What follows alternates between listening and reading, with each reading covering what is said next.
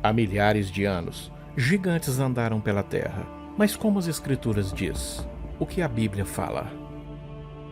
Cientistas e arqueólogos em Tel Ensaf, em Israel, descobriram artefatos que podem ter sido a fortaleza filisteia, antigos povos inimigos de Israel. Pedaços de cerâmicas com o nome Golias foram encontrados ali. Arqueólogos dizem ter sido o mesmo período do relato bíblico. Então saiu do arraial dos filisteus um homem guerreiro, cujo nome era Golias, de Gate, que tinha altura de 6 côvados e 1 palmo. O que intriga a ciência é como essas anormalidades genéticas surgiram e de onde eles vieram. Em um passado muito remoto, nosso planeta era totalmente diferente do modo que vemos hoje. O homem vagava pelo mundo e havia criaturas enormes, seres altamente maléficos que causavam pavor, destruição e morte por onde quer que eles passavam. E sem sombra de dúvidas, eles são um dos maiores enigmas da humanidade. Ainda que muitos insistem em não acreditar, as escrituras estão repletas desses seres. Descobertas arqueológicas vêm provando que em um passado remoto, esses seres povoaram nosso planeta. Mas o mistério continua. Quem realmente foram esses gigantes? De onde eles vieram? Diante dessas interrogações, podemos encontrar registros que relatam sobre esses gigantes em algumas fontes. As tábuas sumérias de Ambipur, da onde eles vieram a existir, os chamam de Anunnakis. Nas escrituras, em Números, Josué, Deuteronômio, 1 Crônicas e o livro de Amós, e várias outras passagens, eles são chamados de vários outros nomes. Escritos antigos da Grécia, relacionada a Beroso, um sacerdote caldeu babilônico que viveu no século 3 a.C., ele escreveu a história da Babilônia. Enoque, no seu livro, assim como na Bíblia, esses seres enormes são denominados de Nefilins. Eles são os antecessores dos vigias ou sentinelas, que seriam os mesmos anjos caídos.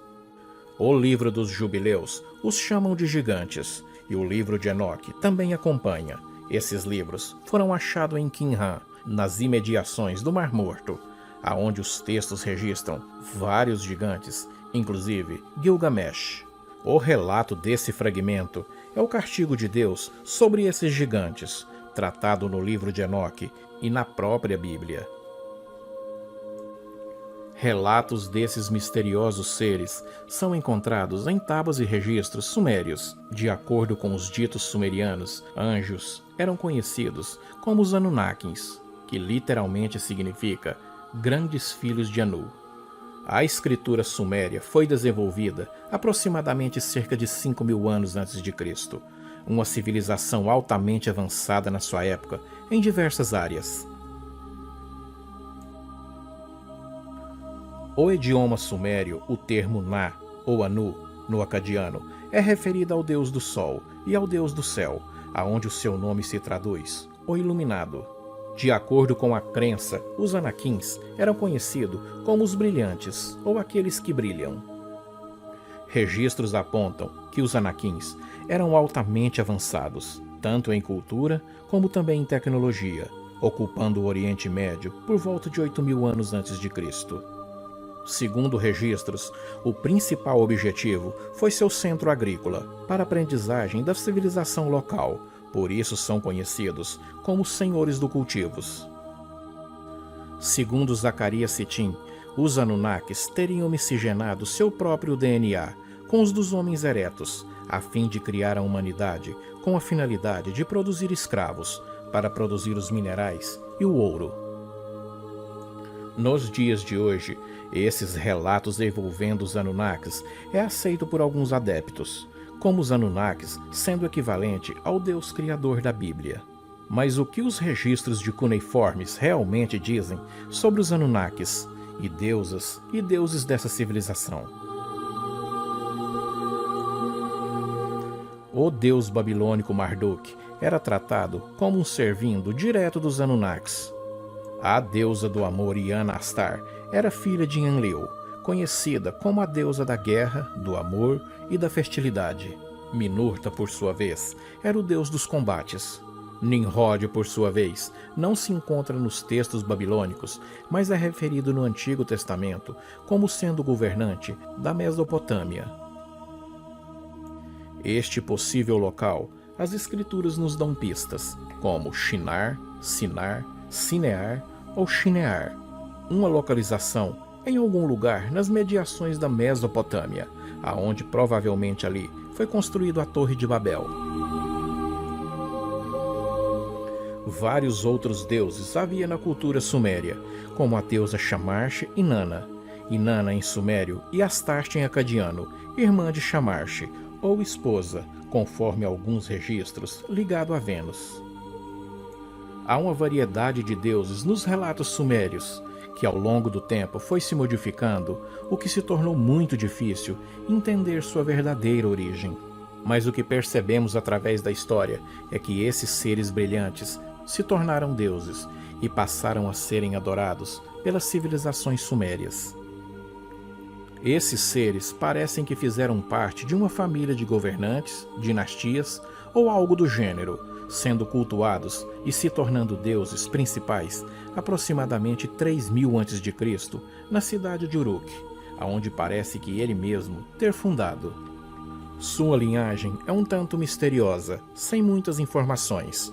Percebe que ao longo da história, algumas divindades típicas dessa civilização se repetiu ao longo de todo o tempo, como An, Enlil, Enki, Inanna, Mikarsaq e Shamash, que mais tarde vieram a formarem o alicerce para o surgimento dos deuses egípcios, romanos e dos gregos.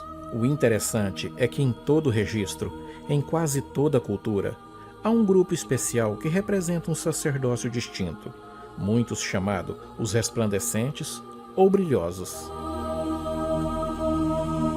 Muitos deles não muito numerosos, mas muito poderosos. Vemos na Suméria o termo egregora, o mesmo que observadores. Egregora vem do mesmo que velar e vigiar. Foram dessa forma que esses seres receberam muitas formas e nomes. Encontramos esses seres nas Escrituras, aonde são chamados de anjos de Deus. O nome egípcio Netero e Essente pode ser traduzido como os observadores. Existia uma seita de origem hebraica, os essênios, a qual é relacionado com os escritos do Mar Morto, aonde o livro de Enoque e o livro dos gigantes foram apresentados. O nome Essem ou Essens vem do hebraico guardião ou salvos. Também coincidentemente são chamados observadores da luz, os servos de Deus. Todos os estudos apontam a Suméria como sendo o local de origem do grupo dos que brilham. O termo Suméria vem de Shamer, que significa terra dos vigias ou terra dos observadores. Tudo aponta que a terra de Shinar, citado nas Escrituras, em algum lugar nas mediações da Mesopotâmia, era o lugar desses seres brilhantes. Na Suméria, a palavra El é traduzida como Deus, e Elohim é o plural de El, mas foi traduzido como Senhor, e encontramos várias vezes nas Escrituras esse significado. Assim, El significa o que brilha, da mesma forma Elohim significa os que brilham. As Escrituras nos dão algumas luzes para esta tese. O brilho do Senhor visto por Moisés na sarça ardente, a coluna de fogo no deserto, na saga do povo hebreu, rumo à terra prometida, e várias outras passagens. A palavra El é utilizada em várias outras civilizações através da história. Nas Escrituras, o próprio diabo tem de ser múltiplo como o próprio Deus, através de seus anjos. Para isso, o diabo precisou de seus 200 anjos relatados no livro de Enoque, que posteriormente veio a aumentar, e esse número juntamente com a terça parte dos anjos caído nos céus, descrito no livro de Apocalipse.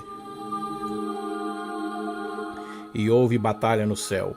Miguel e seus anjos batalhavam contra o dragão, e batalhava o dragão e os seus anjos, mas não prevaleceram, nem mais o seu lugar se achou nos céus. E foi precipitado o dragão, a antiga serpente, chamada Diabo, e Satanás, que engana todo mundo. Ele foi precipitado na terra, e os seus anjos foram lançados com ele. Apocalipse 12, do 7 ao 9. Sendo assim, os Anunnakis, os sentinelas, os anjos caídos, nada mais são que os próprios anjos caídos revelados ao apóstolo João, na ilha de Patmos. Jesus disse que Satanás descia como um raio do céu. O apóstolo Paulo diz que nossa luta não é contra carne e nem sangue, mas com principados e potestades.